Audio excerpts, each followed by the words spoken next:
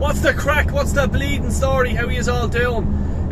Just wanted to touch base again, just a bit of news and update. Eddie Nketiah linked to Crystal Palace.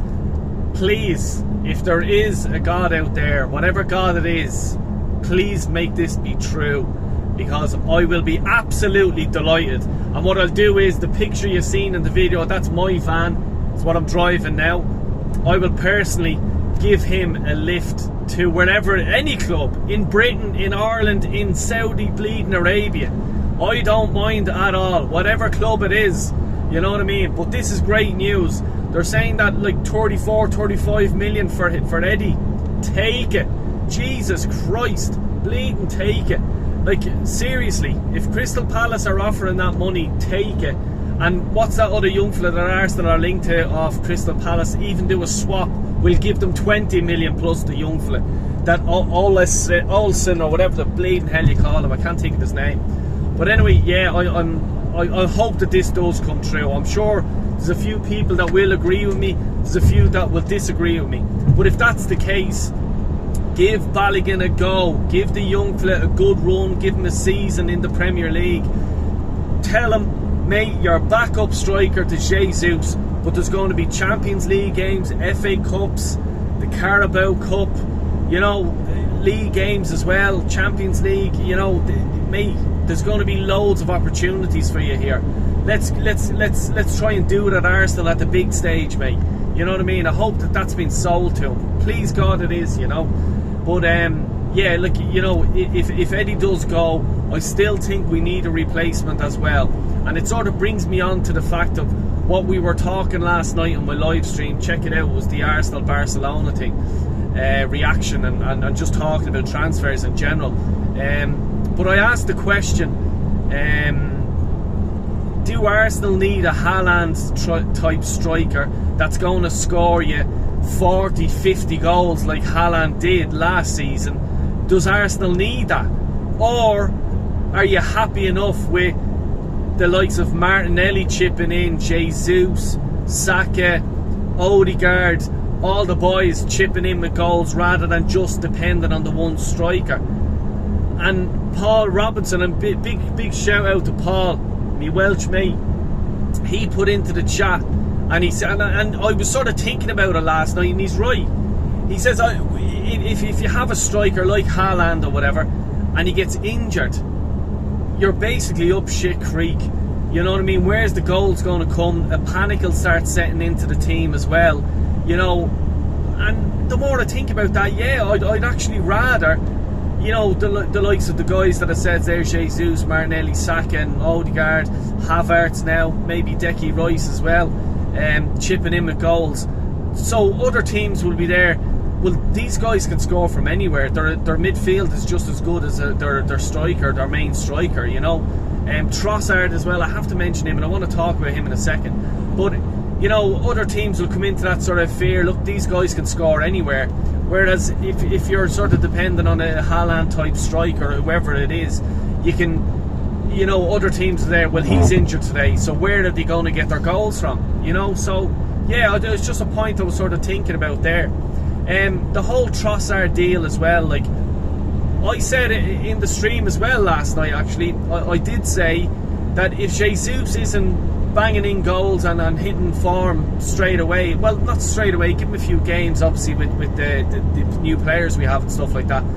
But if he's not going to be getting his 20 plus goals a season, 15 plus goals a season, you know, give Trossard a go up front, you know what I mean? Because down that left hand side we've Martinelli and we've now Havertz as well, plus Smith Rowe can play there, he can play all across there, like, you know what I mean? So there is competition for that position in the left hand side, and for some reason I think that Trossard may not get as many chances as I'd like to see him, as I'm sure other people would like to see him. But if that's the case, stick him up front. The guy can do it, I'm telling you now. By just looking at him last season and this season, he can score goals. He scored a goal against Barca last night, right corner, left corner, fox in the box sort of thing. I think he could certainly do that position 100%, you know. On Kai Havertz, I was just sort of reading there earlier on this morning about his position that Arteta is playing him in and how he feels about it. And we know that Chelsea tried to play him sort of up front and on the left hand side up front, and it didn't really work out for him. But he's made a comment there that I was reading this morning, and I suppose I'm impressed by it. Like, you know, when he just basically says that he's enjoying the way Arteta's using him in that midfield position. He has a sort of a little freedom in that position, and he's not just stuck to one side or centre or whatever. And he feels that he's going to gain a lot from it. Fingers crossed. I hope he does, because the player that we've all seen at Leverkusen, it was an absolute baller, you know. And I think if Arteta gets a tune out of him, he's going to be a big player for us.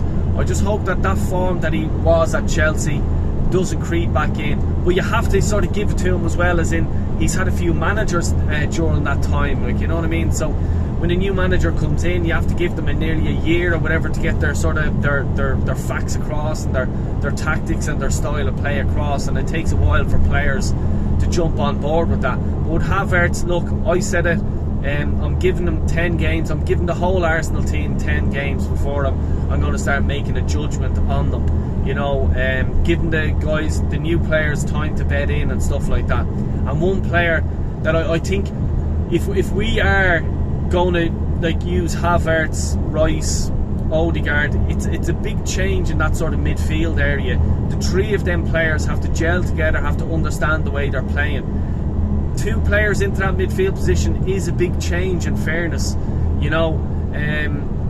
That's why I think it is so important that we keep Thomas Partey at the club. Now, I know, we all know that the Saudi teams are looking at him, you know, and I just think if that happens, it's bad news for Arsenal, because he's such a good player. He has played absolutely quality in some games last season. Now look, he's played some fucking stinkers as well, let's be honest about it, but he's a good player. In the Barcelona role, I watched that match a bit more last night as well, actually, and yeah, he's strong, he's solid, like, you know. So I just wanted to give him a big shout out, that I hope he doesn't leave, and it's going to add competition all in that area, and that's exactly what we need if we are going to challenge for the league, you know. And I really hope we do. I hope that the players hit the ground running and stuff like that, and it looks like they are by the pre-season. There's a few injuries, and Zinchenko has been injured. He's been out for a bit now, like, you know, but apparently he's coming back. He should be okay. He might be, I don't know, I'm not sure if he's going to be available for the start of the season, but hey, look, I don't mind if Kieran Tierney's put into that position. Probably doesn't look like it, because he's played Jurrien Timber on that left hand side, you know what I mean. I'm not all for that.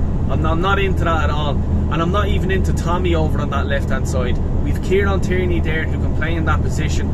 Play the guy in that position, give him his role. If you're having these wing backs or whatever pulling into the centre midfielder, let them off.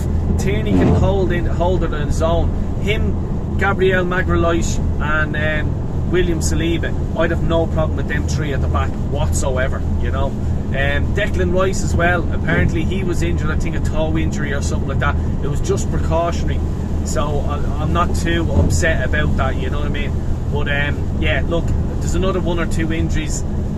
Let's hope that we get full strength sort of back, and we, you know, any of these injuries are not holding back Arsenal from selling or loaning them out, you know, because if that's the case, you don't want to have a player who's injured now and probably back in October or something like that, and then they're just twiddling their thumbs on the sideline, just bad mouthing the managers and the players and stuff like that, because you don't need that in a dressing room, you know what I mean. But anyway, I'm down in the sunny southeast of Ireland in a place called Wexford. I'm on my way back to Dublin. I'm just trying to avoid bus driven by the legend, the Kyle Walsh Gunner, because he'll probably run me off the road. So I have to keep checking the mirrors and keep looking all over the place, you know what I mean. But anyway, please do hit the like button. If you're new around here, subscribe. And if you hear that farting noise, it's not me, it's the wipers. But anyway, take care, God bless, have a good day.